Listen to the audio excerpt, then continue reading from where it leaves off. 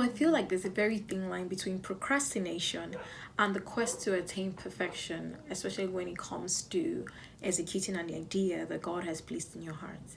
And this is because many times when God places an idea in our heart, we often feel like we do not have the resources, whether human or financial or whatever, to accomplish it or execute it with a certain level of panache, excellence, and beauty. While this is important, many times God gives us an idea and expects us to execute it at the level where we are at that time, and then grow in excellence and perfection, if you like to call it that, as we continue. But we don't see it like that many times. We want to execute the ideas that God has given us in a very grand and lofty way at the beginning. And many times we start to procrastinate and say, okay, I know I have this idea, or God has given me this idea. I'm going to wait till a future time when I have more, when I'm able, or I have the capacity to accomplish it. And the thing is that procrastination is a thief of execution. And while you're waiting and waiting, sometimes 2 years, 3 years, 4 years to execute an idea that God has placed in your heart, you go online or somewhere and you find out that someone else is executing that same idea in their own level and their own capacity. They didn't wait until they were so grand to execute it in some grand style. They actually started to execute it at their own level, and then society is being blessed by what they're doing. And it just reminds me of the truth that God cannot wait indefinitely for you to execute an idea that He has given you. Many times He may have to raise another son or daughter to do it because you're procrastinating.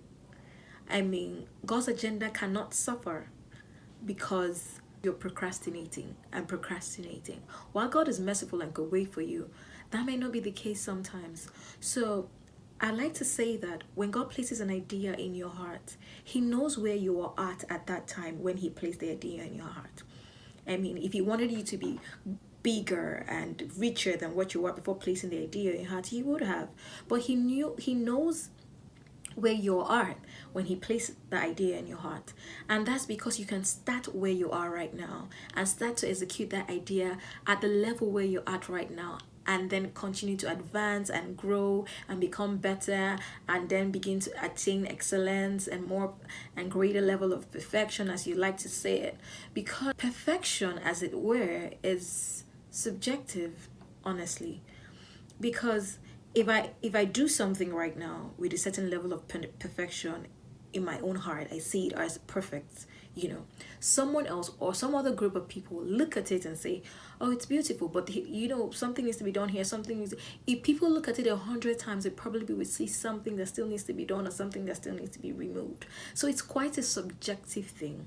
So why don't you start where you are and stop being worried about, oh, maybe it's not going to look so perfect, people are going to talk, people are going to say it's not so good. Why don't you focus on where you are and achieve it the best way you can now, and let people be blessed by the ideas that God has placed in your heart?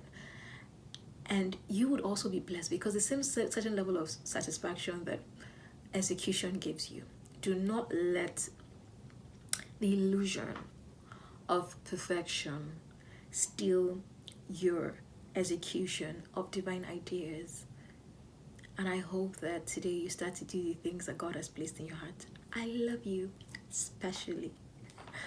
See you next time.